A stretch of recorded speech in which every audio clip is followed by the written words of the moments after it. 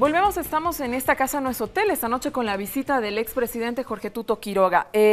A ver, para terminar de cerrar algunas cuestiones, en el corte no hemos podido dejar de hablar del tema de Chile que nos hace tan interesante a todos los bolivianos. ¿Qué es lo que pasa con el tema de Muñoz? ¿Cómo da un salto Muñoz? Cambia de una opinión tan favorable a que Bolivia debería de tener una salida soberana, lo he escrito expresamente, al mar, a una posición tan contradictoria, tan llena de entuertos, por decirlo menos, ¿no? A ver, son esos virajes abruptos, ¿no? Que a veces uno ve a este Donald Trump, este payaso racista ahora criticándonos, que antes decía todo lo contrario y ahora porque está en campaña buscando votos toma una posición de xenofobia y de racismo. Eso sucede en el caso de Estados Unidos. En este caso, a ver, yo creo que hay un par de elementos en esto.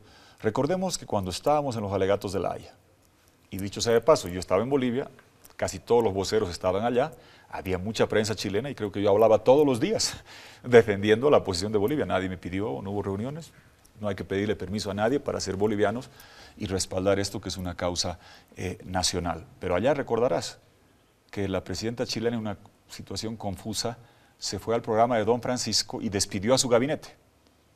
¿Recuerdas? El gabinete de Chile se quedaron todos despedidos por varios días. Y Muñoz quedó despedido. Entonces, al día siguiente se arma el revuelo porque el canciller estaba despedido, estaba en La Haya, estaba sin piso y tuvieron que ratificarlo a él antes que hacer el resto de los cambios, antes que incluso él vuelva. Moraleja de la historia. Yo no sé si lo iban a sacar o no, pero por lo menos se aseguró el cargo el estar manejando una posición en contra de Bolivia. Me dejo entender. Si no hubiera estado él ese momento en La Haya, de repente lo hubieran cambiado. Le sirvió para mantener el cargo. Hay gente que me dice que tiene aspiraciones políticas, perfectamente legítimo, pero ojo, Chile siempre ha dicho que en Bolivia los que usan el tema de Chile es que están débiles y lo agitan y lo usan por razones de política interna. Bueno, tiene el derecho si es por política interna, pero yo estoy convencido que conforme avancemos y ojalá Chile se calma, y a ver, el próximo año el Papa lo han invitado, va a ir allá. Son tan ilusos de pensar que cuando vaya allá se va a desdecir de lo que dijo acá, no. Y el Papa es la voz más influyente y claramente ha dicho, dialoguen, trabajen. Bolivia se discutió, te mostraba, tengo como 14 páginas de anotaciones, muchos otros temas me imagino que irán saliendo. Se discutió este tema de que Chile siempre usa este disfraz dialogante y lo hizo Muñoz, ¿no es cierto? Agarró una frase del Papa, diálogo, lo volvió sinónimo de relaciones y dijo, relaciones sin condiciones, mintiendo sobre la naturaleza de las relaciones anteriores o desnaturalizando lo que eran, él y el vocero de Chile. Pues, ¿qué ha dicho Bolivia? Lo que se ha discutido. Relaciones para hablar del tema del mar, con un plazo determinado, no otro siglo, y con garante, porque todo esto fue precipitado por lo que dijo el Papa. Y ahora Chile está en la posición incómoda de desconocer la competencia de La Haya, de Naciones Unidas, y ahora desconocer la competencia del Papa. Están desconociendo al principal organismo multilateral y al líder político, o el líder global más influyente del planeta. Creo que son las confusiones en que está este señor.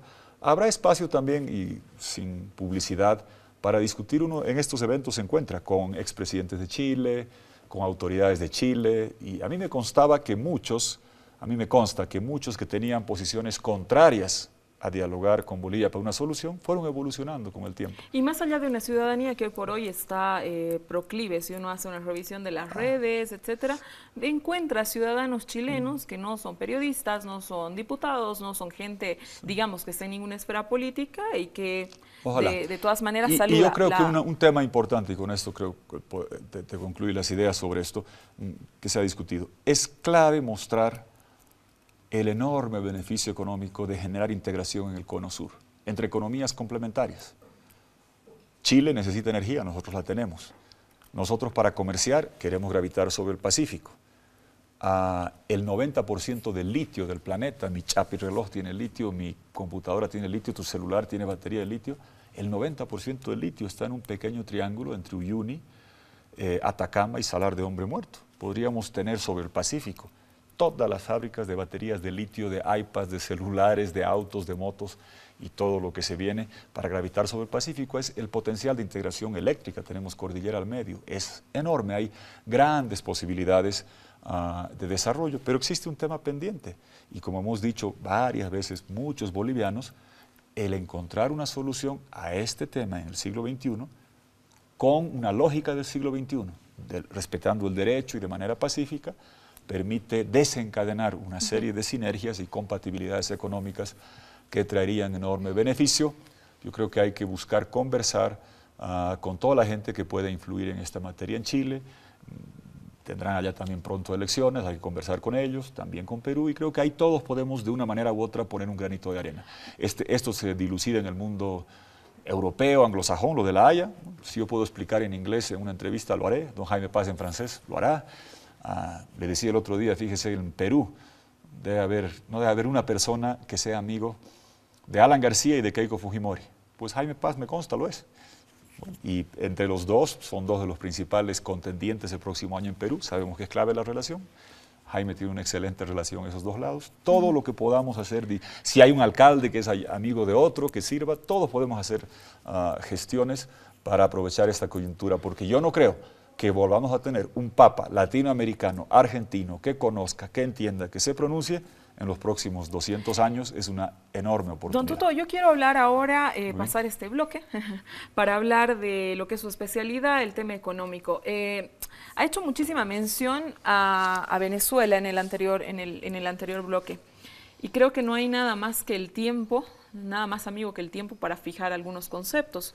Yo recuerdo que usted siempre denunciaba que Venezuela manejaba Bolivia, pero definitivamente la situación boliviana no es la misma que la situación venezolana. Sí, claro que sí. A ver, la influencia de Venezuela ha sido innegable acá, no la podemos negar. Política ha sido innegable. Yo siempre decía, y esto lo he dicho en Caracas, en muchos lugares, Venezuela logró con el Petropoder tener 22 de 34 votos en la OEA y encumbró al señor Insulza en la OEA durante 10 años. Ese Petropoder ahora está menguando, cayó la producción, cayó el precio, está en una situación de catástrofe tremenda, tienen un tipo de cambio desquiciado, han destruido la producción a lo largo de 15 años y tienen una debacle económica mezclada con catástrofe humanitaria. Mañana hay que inscribir candidaturas de la oposición y el gobierno está buscando inhabilitar a muchos prominentes líderes de oposición, a otros los tiene presos en cuarteles militares y absolutamente confinados, silenciados, no pueden hacer entrevistas ni conversar con nadie, y la debacle es tal que hay colas interminables, no hay comida para el que tiene hambre, no hay medicamento para el que está enfermo. Pero si Bolivia hubiera sido administrada por Venezuela, ¿no estaríamos ahora mismo en la misma situación? Estuvo bajo la influencia y ha seguido el camino en política internacional. La diferencia acá es que estamos varios años rezagados y segundo, que tenemos gas y no petróleo y el gas tarda en caer. Pasemos a Bolivia. La influencia de Venezuela ha sido clara. En la parte económica, la dependencia es mucho más alta de Centroamérica y Caribe. Eso lo digo donde he ido. ¿Por qué? Porque Petrocaribe, cuando el petróleo estaba alto, le daba petróleo barato, energía barata, a muchos países que han generado una enorme dependencia. En Haití, en República Dominicana, es una dependencia directa de los subsidios petroleros. Nosotros tenemos, en Sudamérica, tenemos energía, comida, minerales. La bonanza china nos ha beneficiado a todos, a la soya argentina, al cobre chileno, al carbón colombiano, a los minerales peruanos, al gas boliviano, al hierro brasileño. Pero se ha enfriado. Analicemos ahora la noticia. Pero negar que Venezuela aquí ha tenido una enorme influencia es tapar el sol. A ver, antes de continuar, usted la anterior semana, claro, la semana que ha pasado en realidad, no la anterior, ha hecho una entrevista para el Nuevo Herald, donde este periódico titulaba que el padre del milagro de Bolivia, no es del milagro económico, el milagro de Bolivia no es Evo Morales, ¿verdad? Ese era el titular. Aquí yo encuentro una cosa sumamente interesante. Don Tuto Quiroga, usted reconoce que en Bolivia hubo un milagro y hace referencia a la economía. No, más allá de si el padre o no es Evo Morales, usted hizo declaraciones que si uno las revisa, están ahí, indicando que una economía estatista nos llevaría a una debacle, que el socialismo del siglo XXI nos llevaría a una debacle. ¿Ha cambiado en algo No. esto? Es decir, una participación real del Estado, hoy la vive Bolivia en la economía. Ajá. Y reconocemos que hay un milagro económico en el Muy bien. país. El término es bonanza, y lo he usado en tu programa 20.000 veces. Bonanza económica es el término que he usado porque milagros hace Dios. Ya qué titula el periodista no sé, pero yo siempre soy consistente.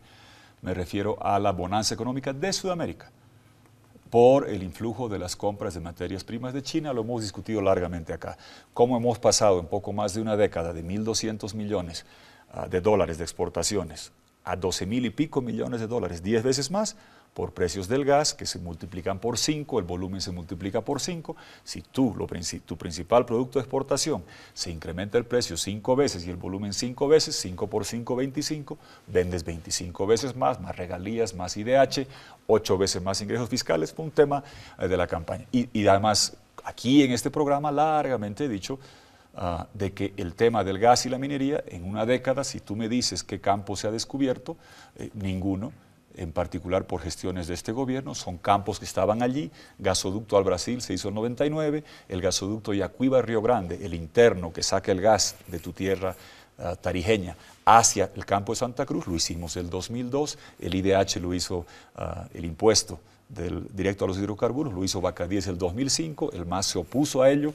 Los proyectos mineros, cuando el estaño llegó a $14, cuando el zinc subió 4 veces, cuando la plata llegó casi a los $50, ahora bajó. Todo eso sucedió. Esa es la bonanza económica, lo he discutido largas veces, lo he explicado en Bolivia. No tenemos que ir a leer el periódico de Miami. Tengo el video de tu programa aquí y de 20.000 más que hice acá. Tengo videos en el Canal 7 explicando esto y mostrando de dónde viene. Pero finalmente, a ver un ratito, calmémonos antes de empezar a buscar. Eso lo he dicho, lo sostengo y lo ratifico. ¿Qué está pasando ahora? Susi, va a ser el primer año desde que ha asumido este gobierno donde va a haber una caída dramática de las exportaciones. Antes de pasar, don Tuto, usted ha hecho ahorita una impecable explicación de dónde nace desde su perspectiva esta bonanza económica, que el periódico le ha puesto milagro, pero usted le pone esta bonanza económica. ¿El decreto de nacionalización ha tenido algo que ver? El decreto de nacionalización es el que temporalmente pone un sobreimpuesto en San Alberto y no mucho más. Los contratos que hoy están vigentes con las petroleras que hoy están trabajando los campos son los que han sido hechos al amparo de la ley 3058, que es la ley que firma Ormando Bacadíes. Ese impuesto no ha permitido... 6 meses, se acabó. No hubo más. La ley es la que sigue vigente, el gobierno lo sabe. La presentación fue, a ver, ¿qué sucedió? La ley 3058 de Ormando Bacadíes, que votó en contra todo el movimiento al socialismo, yo estaba ahí, más aún, el encono contra que en paz descanse Ormando Bacadíes fue tan grande que cuando le tocaba asumir la presidencia, hicieron una movilización porque era un traidor a la patria. ¿Por qué? Porque había promulgado esa ley, que hoy es la que está vigente y que trae el IDH de 50%. Todos los contratos que están hoy vigentes son hechos al amparo de esa ley y las empresas que estaban antes han adecuado a esta nueva ley del IDH. Ahora, veamos hacia adelante, porque la gente dirá, eso ya fue, ya la campaña pasó. Ya explicamos, la gente lo que entendieron, cuando se entiende bien, sino también este año sí va a haber por primera vez una caída dramática.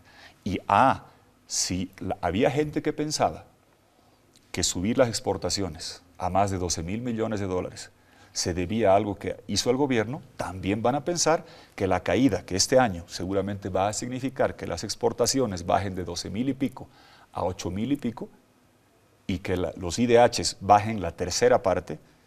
Entonces también habrá que decir que eso es obra del gobierno. Ha caído los precios y vamos a sentir, y ojo, para futuro, como sanamente al gobierno no descalifiquen a Potosí, van a tener 3 áreas de problemas muy marcadas. La parte minera en el occidente, la parte agropecuaria que está siendo destruida en este momento por los vecinos, por el manejo del tipo de cambio que hemos hecho, que ha servido como suero artificial para mantener esta sensación de bonanza e importaciones muy baratas de televisiones, microondas y frigideres. Pero ahora llega el momento de la verdad y vas a tener problemas en la minería del occidente, problemas en la agropecuaria, porque los vecinos han devaluado como locos y nos están inundando de productos, y vas a tener una tercera vertiente de instituciones, gobernaciones, alcaldías y universidades que van a ver dramáticamente reducidos sus ingresos particularmente a partir del segundo semestre de este año. ¿Qué debía hacer Bolivia? A diferencia de lo que pasa en otros países donde el petróleo tocó instantáneamente, aquí hay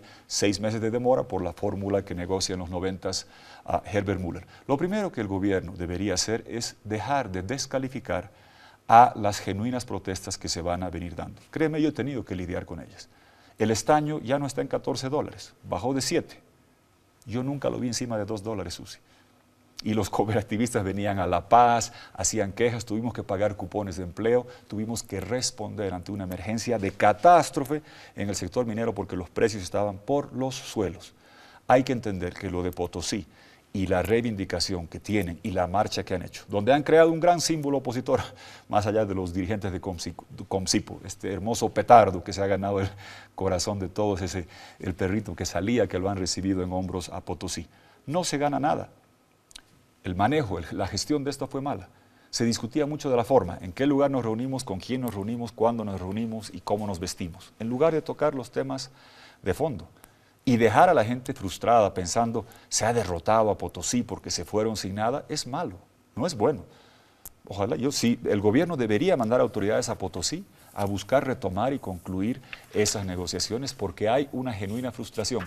Te garantizo que cuando los precios de minerales están altos, en Potosí, en Oruro y otras regiones mineras, la gente trabaja y dice bienvenidos los ingresos. Cuando caen los precios, la gente empieza a fijarse en las promesas incumplidas, tuvimos un buen momento, mucho dinero, no hay hospital, no hay aeropuerto, parece que se pasó la coyuntura, otra vez en la zona campamento, y van a seguir dándose esas quejas, y no es conveniente buscar derrotarlos, que se vayan sin haber firmado algo, porque esa es una derrota para la democracia y no para un sector en Potosí. O buscar descalificar esta reivindicación diciendo que son federalistas, separatistas, ultraderecha norteamericana, chilenos. No, son hermanos potosinos que merecen toda la atención como los orureños. En ese campo hay que trabajar proactivamente y hacer programas para la recuperación y salvataje del sector minero. Los hicimos en el pasado porque la coyuntura ahora va a ser mucho más dura, no tan dura como la que yo tuve hace tantos años, pero mucho más dura que la bonanza que se tuvo recientemente. En el tema del sector agropecuario, a ver, el gobierno dice, lucha contra el contrabando, vamos a militarizar todas las fronteras. Emplazan al sector productivo a traer un plan de lucha. No abdiquen de la responsabilidad. ¿Sabes qué ha pasado en Brasil desde que ha jurado Dilma Rousseff hasta ahora con el tipo de cambio? Susi, de 1,70 a 3,40. ¿Qué significa eso? Que cualquier producto brasileño, azúcar, hoy día vale la mitad. Y cuando los vecinos tienen harina, tienen pollo, tienen aceite, en Argentina y Brasil, luego voy a hacer un paréntesis que quiero aprovechar que usted es economista y hacerle una pregunta. Justamente los vecinos han ido devaluando. ¿Bolivia debería devaluar el boliviano? El manejo de la política, yo soy muy reacio a entrar a hacer recomendaciones específicas de temas que son sensibles con la población, pero sí te puedo decir que el manejo de la política cambiaria fue totalmente errado los últimos años, porque si te fijas, para comparar, Dilma Rousseff, su segundo jura el 1 de enero de 2011. 1,70 el tipo de cambio. Ahora está en 3,40. Valen la mitad de los productos brasileños. Argentina, del 2013 a la fecha, de 4,90 a 9. El oficial y en la calle 14. Los vecinos, Perú, Paraguay, la devaluación ha significado que hoy día sus productos valen 20% menos, en Chile valen 30% menos, en Colombia ni qué te cuento, en Venezuela ya ni se puede contabilizar. ¿Y qué significa eso? No hay que renunciar a un instrumento de manejo cambiario, porque el único país en Sudamérica que no tiene ese instrumento es Ecuador, porque está dolarizado, tú sabes, no tiene moneda propia y está enfrentando gravísimos problemas. Lo que sucede es que en época de bonanza, de precios altos del petróleo para Ecuador, del carbón para Colombia, del café para Colombia, del hierro para Brasil, del azúcar para Brasil, entran muchos dólares y los tipos de cambio se mantienen relativamente estables y aleluya. Se revierten los vientos, China se enfría, bajan los precios de materias primas, Estados Unidos sube tasas, empieza a succionar Europa y Estados Unidos los recursos. ¿Cómo se defienden los países? Suben tasas de interés, se contraen sus economías y devalúan.